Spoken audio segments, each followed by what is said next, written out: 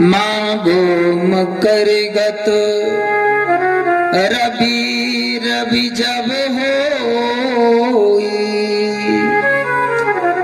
तीरथ पति आवो सब कोई। ये मुहूर्त की बात है। अच्छा मुहूर्त हो तो दिल्ली भी चले जाओ, पांव कांटा नहीं लग सकता, ठेकेदार भी समय पे पेमेंट करेगा, ये गारंटी है। हाँ, अच्छे मुहूर्त में जाओगे, कोई भी नौकरी करते हो, मजदूरी करते हो, कोई धंधा करते हो, ठेकेदारी करते हो, मुनाफा होगा अच्छे मुहूर्त में। बोलो सीताराम।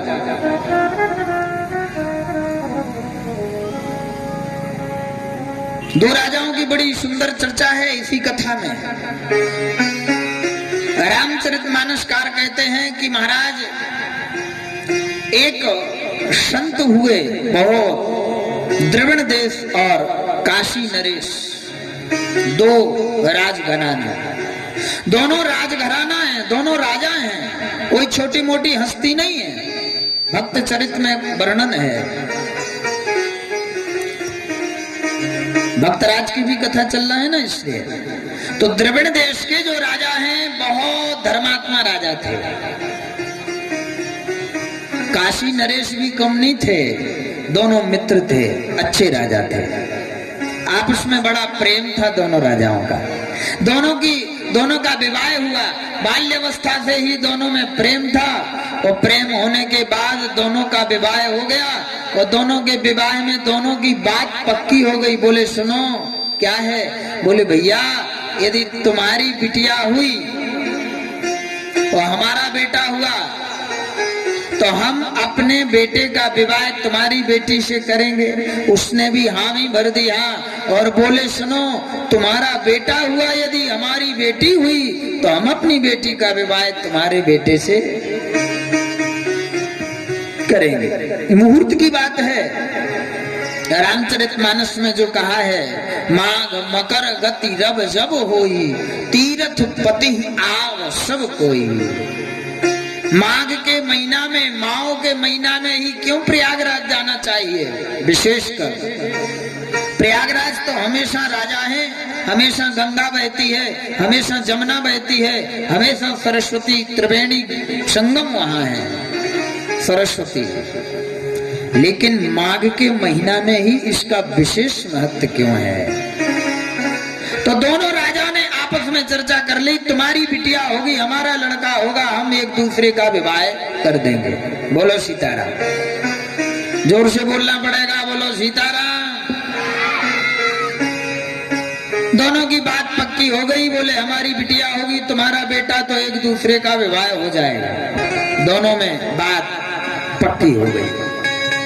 और जवान, आजकल तो जवान ही फिसलने लगी महाराज लोगों की। अब तो जवान तो दूर, अब आदमी ही फिसलने लगा।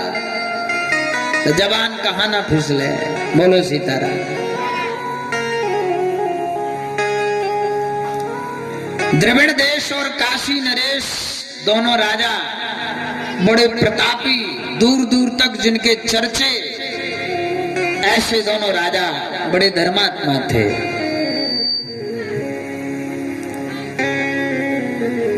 समय बीतने लगा, विवाह को 2-4 वर्ष हुए। भगवत कृपा से दोनों रानियां गर्भवती हो गईं। आप विचार करिए, ये संयोग से ही होता है। अब संयोग से भी क्या होना है ये भी आप तय कर लीजिए।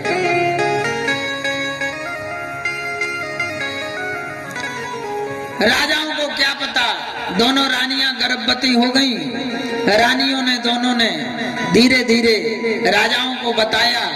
2 महीने निकले। स्वामी भगवत कृपा से, भगवान की कृपा से, भगवान ने हमारे ऊपर कृपा करी है। आपके जो दोनों राजाओं के वचन हैं वो पूरे होने का समय आ रहा है। प्रसन्नता है। गाजे बाजे बजने लगे।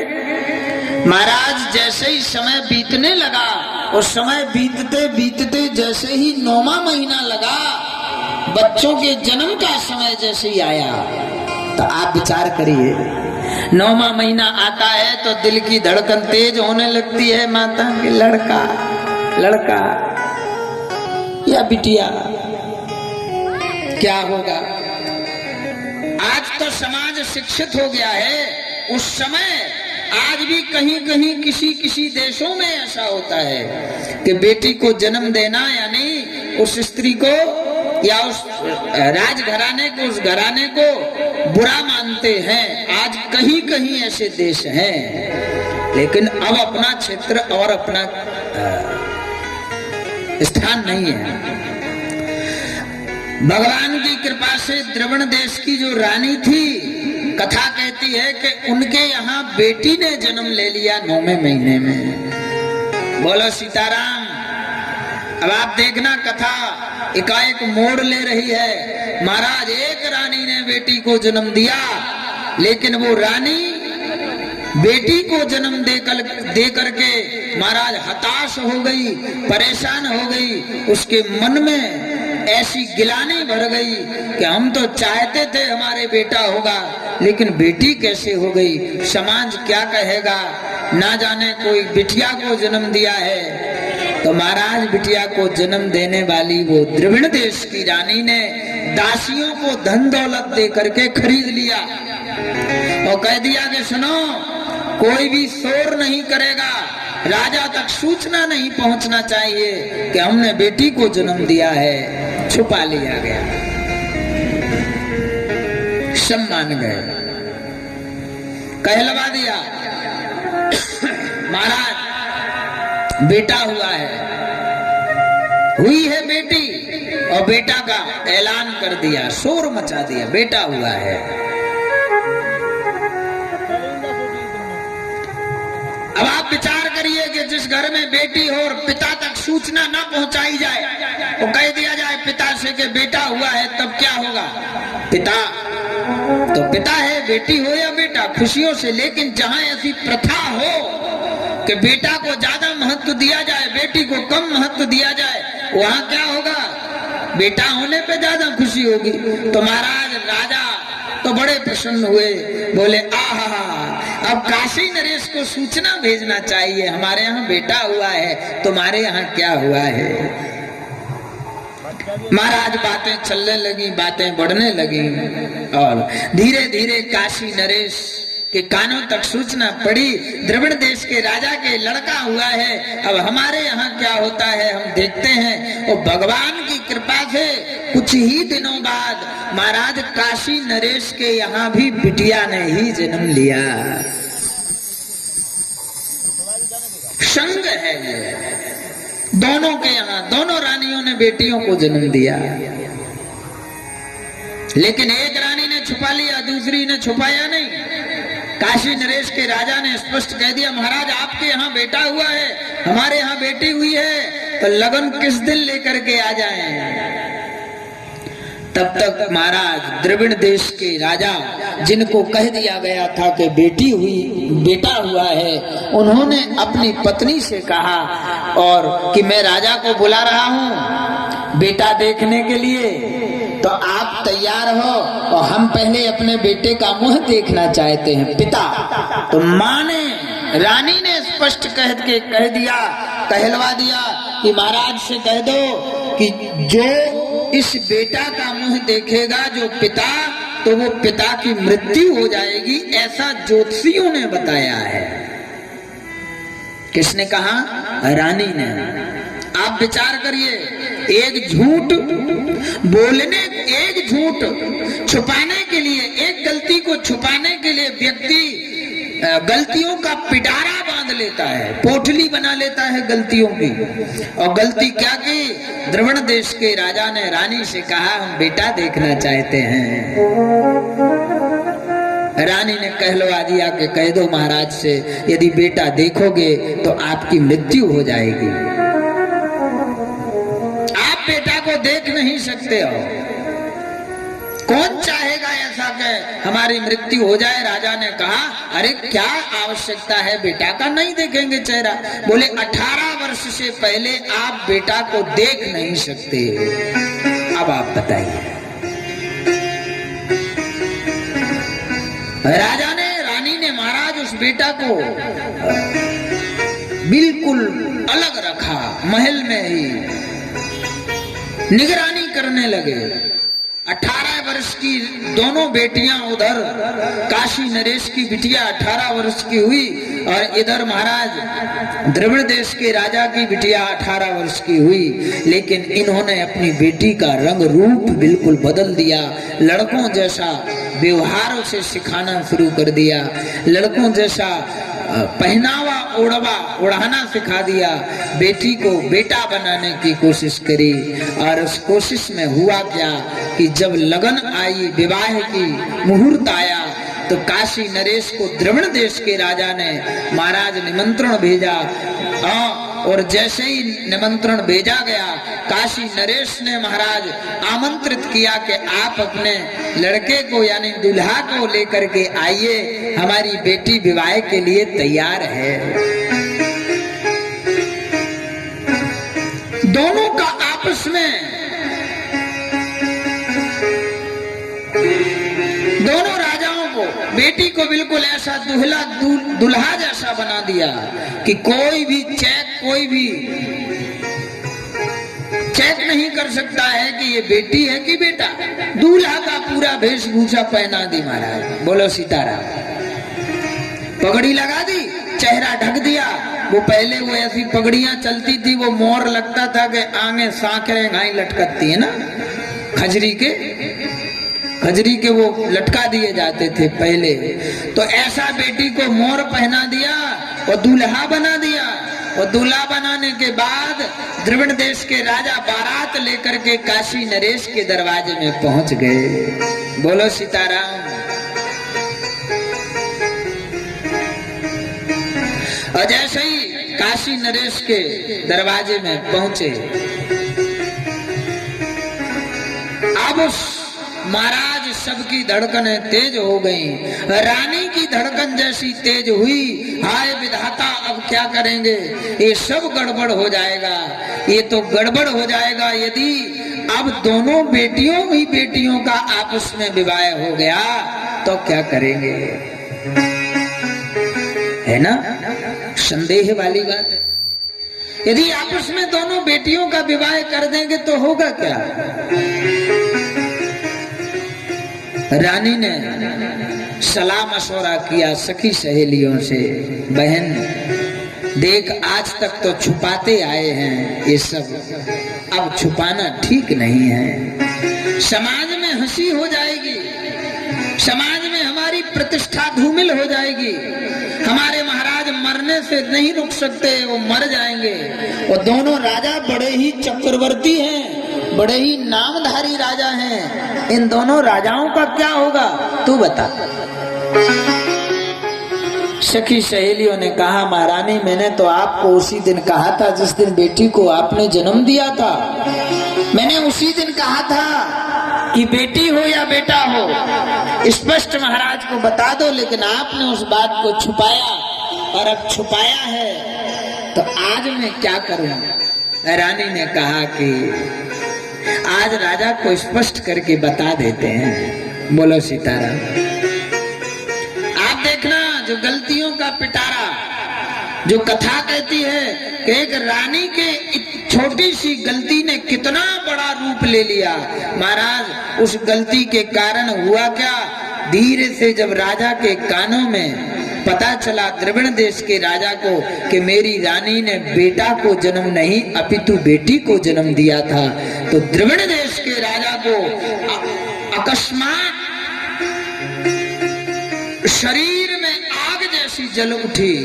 चिंता की कि मैं बारात लेकर के आया हूं काशी नरेश के दरवाजे और तुमने ये हमारे साथ कौन सा छल किया है देवी, आज तक तुमने हमें क्यों नहीं बताया। आज जब सामने बारात मिली है, दोनों समाज एक साथ खड़े हैं, विवाह की तैयारियां हैं, गठबंधन का समय आ गया है, लगन का मुहूर्त चल रहा है, आज तुम्हारा मुंह खुला, आज तक कहां थी। द्रविड़ देश के राजा ने अपनी रानी को बहुत डांटा फटकारा, लेकिन होनहार हो तब्रता,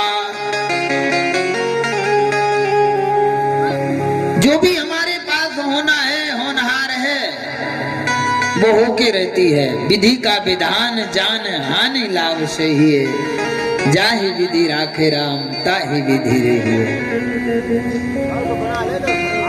यहाँ क्या है, आप विचार करिए मेरे भाइयों, यहाँ क्या है? यहाँ क्या रानी 18 साल तक छुपा करके जो बात रखी है द्रविड़ देश की रानी ने, कोई छुपा सकता है? 18 साल तक छुपाना कोई छोटी बात नहीं है, ये गले नहीं उतरती। 18 साल तक कैसे छुपी? पर छुपाई है, रानी है, जन्म छुपा लिया। 18 वर्ष तक पिता को मुंह नहीं देखने दिया, चेहरा नहीं देखने दिया। रानी का आदेश है, जो बताएगा उसे राजघराने से त्याग दिया जाएगा। रोजी रोटी कौन चाहता है कि हमारी रोजी रोटी छिन जाए? सबने बात दबा दी, कोई बड़ी बात नहीं है, पता चल ही जाएगा एक ना एक दिन। लेकिन वो पता कब चला? जब दो समाज के महाराज इज्जत का सवाल सामने आया। जैसे ही द्रविड़ देश के राजा ने सुना कि हमारे बेटी हुई है, बेटा नहीं है, और जो दूल्हा बना खड़ा है वो दूल्हा नहीं है, वो बेटी है। द्रविड़ देश के राजा के पैरों के नीचे से जमीन खिसक गई। अब क्या करें?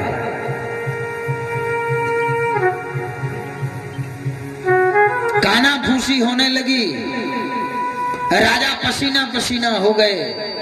जो महाराज आगोनी पटाखा इत्यादि शादी के उत्साह मनाए जा रहे थे, सारे के सारे कुछ ऐसे लगा जैसे ग्रहण पड़ गया हो।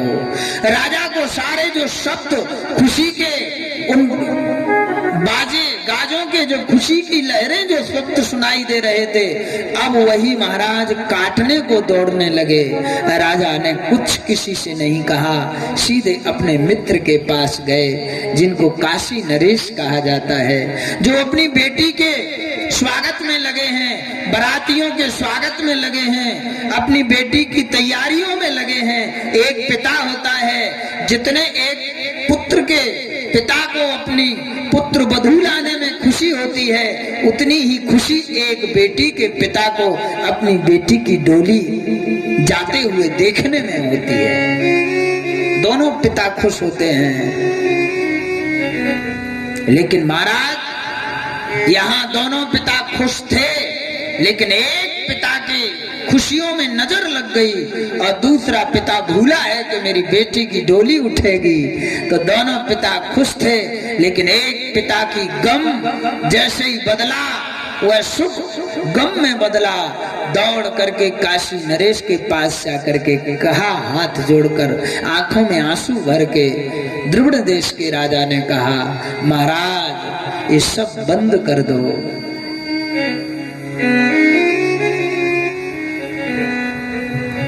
द्रविड़ देश के राजा की बात सुन करके काशी नरेश मुस्कुरा गए। अरे मित्र, आप आए हो, क्या बंद कर दो? अरे बोले महाराज, जितनी शहनाइयां हैं, तैयारियां हैं, ये काटने को दौड़ने लगी, इन सबको बंद कर दो।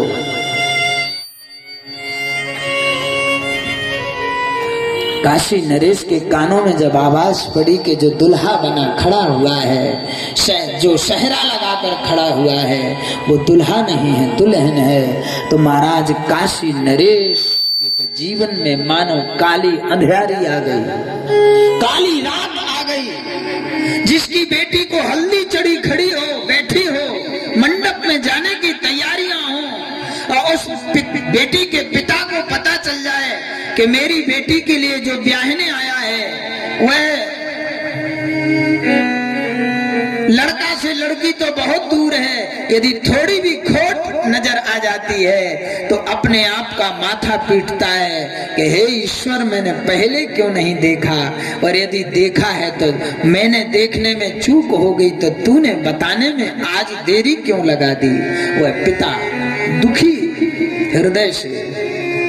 लेकिन यहाँ आप विचार करिए, एक दूसरे राजाओं को किसी ने कुछ नहीं कहा, दोनों ने एक दूसरे का हाथ पकड़ा, हाथ पकड़ करके दोनों मित्रों ने कहा, मित्र चिंता करने की बात नहीं है। क्या? बोले चलो खुशी से। कहा? बोले समाज को स्वागत करने दो, समाज को भोजन करने दो, समाज में बाजे बजने दो, शहनाइयां बजने दो, गाना बजने दो। तो बोले हम और आप इस नगरी से निकल करके बाहर चलते हैं। कहा? बेटियों को भी छोड़ा, निकल पड़े दोनों राजा और दोनों रानियां। कब की बात है? ज्यादा पुरानी बात नहीं है। तुलसीदास जी महाराज के समय की चर्चा है। उस समय तुलसीदास जी ने ये रामायण लिखी थी और यह रामायण धीरे धीरे पूरे भारत में प्रचलित होती जा रही थी, होती ही जा रही थी। विचार जोरों से बढ़ने लगा था। जब बनारस के विद्वानों ने इस ग्रंथ को स्वीकार कर लिया तो ये हवा की तरह सारे विश्व में रामचरितमानस ग्रंथ फैलने लगा।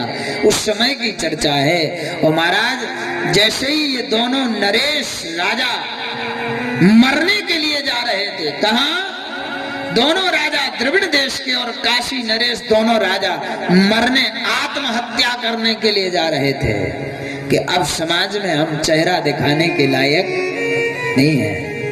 दोनों राजा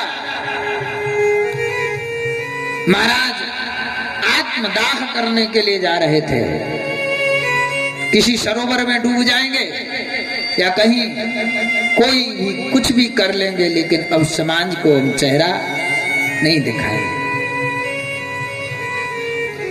महाराज जैसे ही चले ही जा रहे थे कि उधर से तुलसीदास जी अपनी रामायण लिए हुए वो चले आ रहे थे।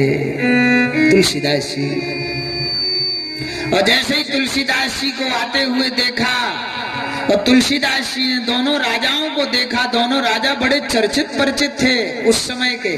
द्रविड़ देश और काशी नरेश दोनों बड़े चर्चित परिचित राजा थे। और दोनों राजाओं को जब तुलसीदास जी ने देखा तो मुस्कुराने लगे। अरे महाराज, ये दोनों चंद्रमा और सूरज जैसे इतने विकास, इतने चर्चित परिचित महाराज रानियों के सहित कहाँ जा रहे हैं? तुलसीदास जी ने जैसे कहा तो दोनों राजाओं की नजरें नीचे पड़ गईं।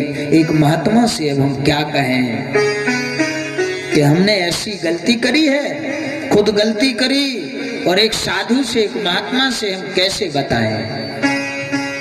यहाँ शास्त्र कहता है कि यदि हमसे कोई भूल हो गई है, हमसे कोई गलती हो गई है, तो संतों से बताने में कोई, जैसे बीमारी यदि हमें कोई हो गई है तो डॉक्टर से बताने नहीं बताओगे तो वो दवा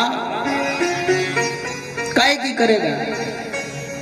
डॉक्टर से जैसे रोग नहीं छुपाया जाता, ऐसे ही महाराज अपने बूढ़े बुजुर्गों से या साधु महात्माओं से, अपने से बड़ों से, अपनी समाज से, अपने गांव से या अपने मित्रों से ऐसी कोई बात नहीं छुपाई जाती। ये राजा को याद आ गया।